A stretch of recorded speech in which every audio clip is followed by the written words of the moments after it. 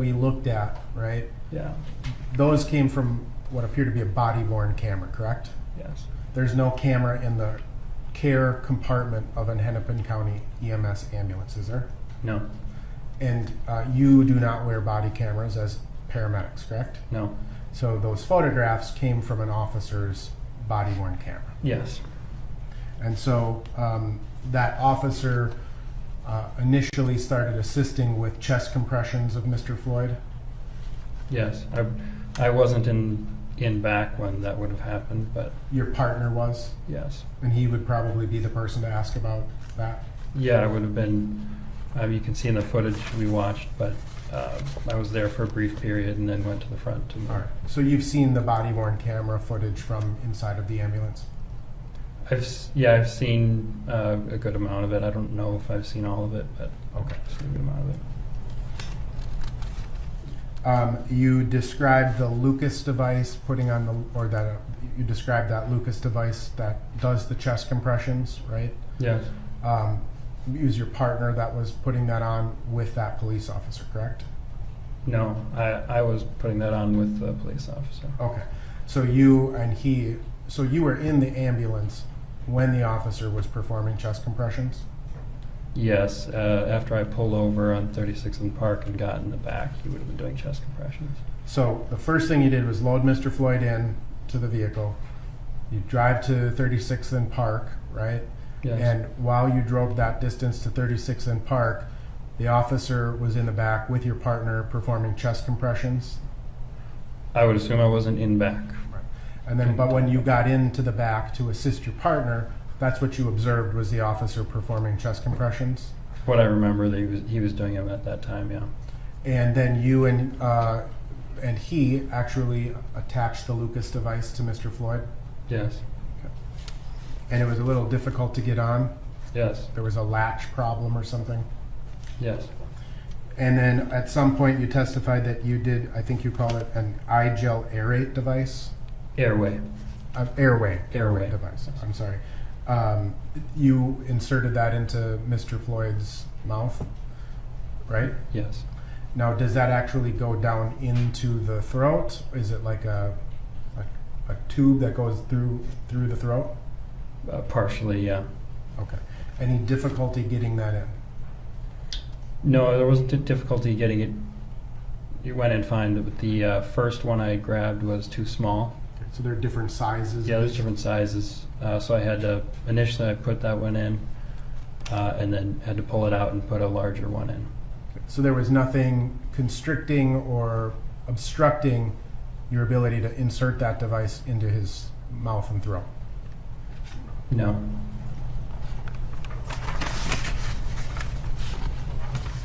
And the medications that you described, the sodium bicarb and the epinephrine were applied, and some other medications as well? Yeah, I'd have to look at the report to know exactly what meds were given, but yes, those meds were given.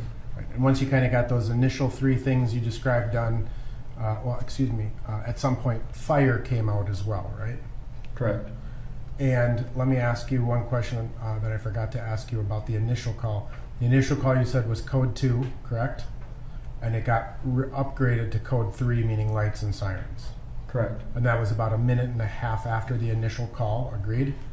Based on what I looked at the times, from what I've seen after, it looked like it was about a minute and a half. Okay. Yeah. And the time from when it got upgraded until you arrived on scene, would you agree that was about 6.5 minutes, something like that? I believe it was close to that, yes. Okay. And then it was was it you who added fire to the call, or was it your partner? I believe, I can't say for sure who said it first. I believe my partner said it first over the radio. Okay. Yes.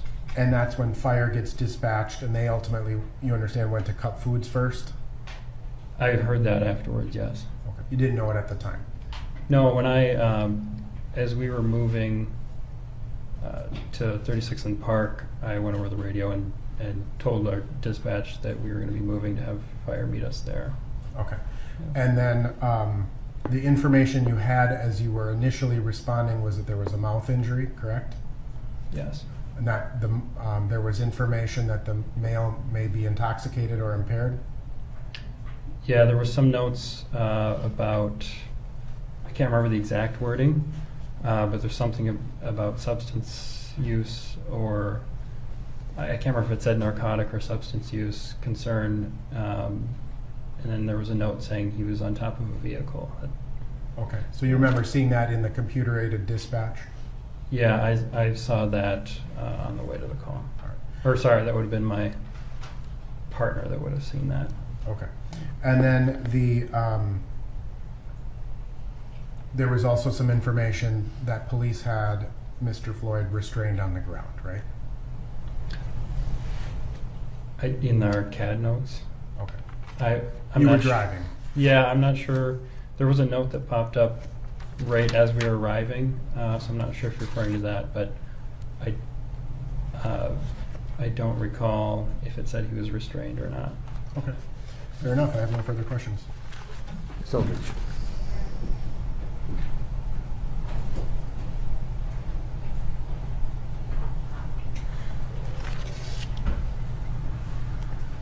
Mr. Ravender, you were asked some questions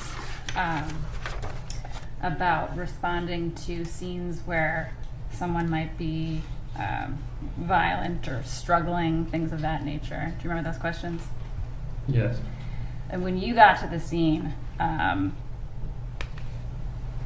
was Mr. Floyd struggling or violent in any way? No. Did it appear to you that he was already dead when you got there?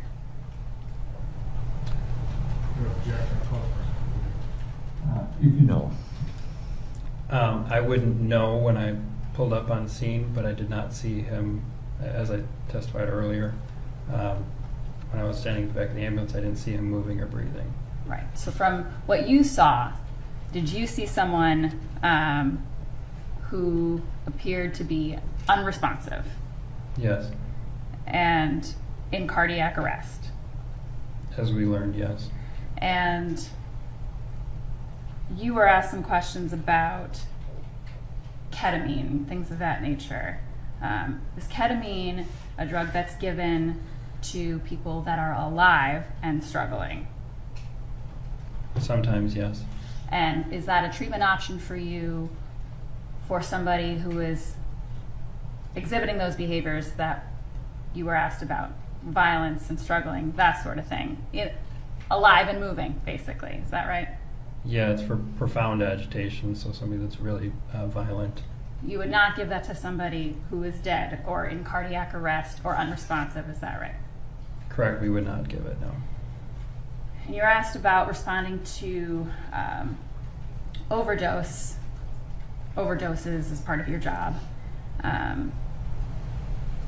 When you respond to overdose deaths or an opioid overdose death, what do you look for in terms of someone's pupils?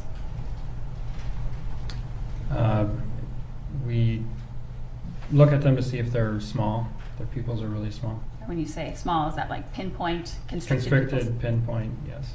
And do you know what Mr. Floyd's pupils looked like when you and your partner arrived on scene? I don't recall looking at them myself. I know like I said, my partner checked them initially.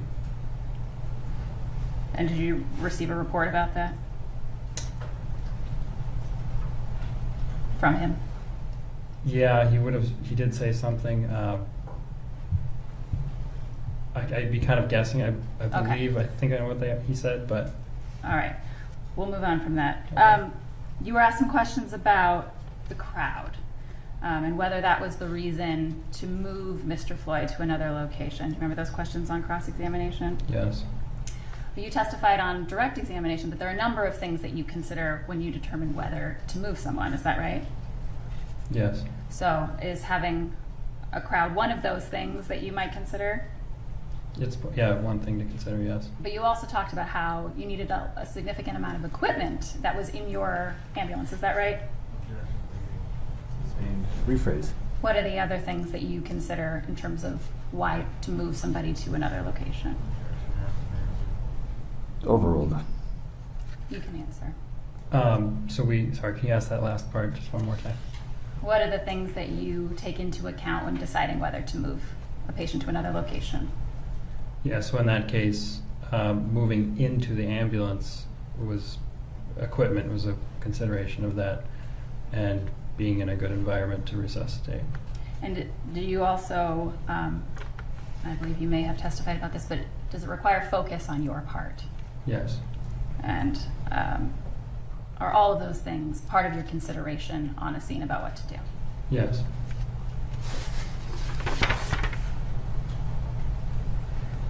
If I may have just a moment.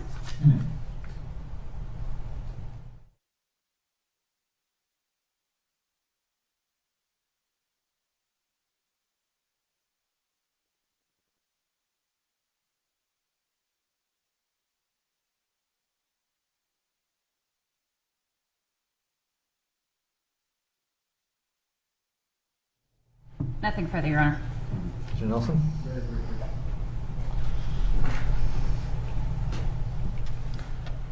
Mr. Bravender, have you, in your experience, ever responded to a scene of someone under the influence of methamphetamines? Yes. Do methamphetamines cause that same restriction in the eyeballs? My understanding, no. And in fact dilates them, correct? Yes. Nothing further. All right. Thank you. You may step down. Thanks. Members of the jury, we'll take our lunch recess. We'll try and reconvene at 1:30. Thank you.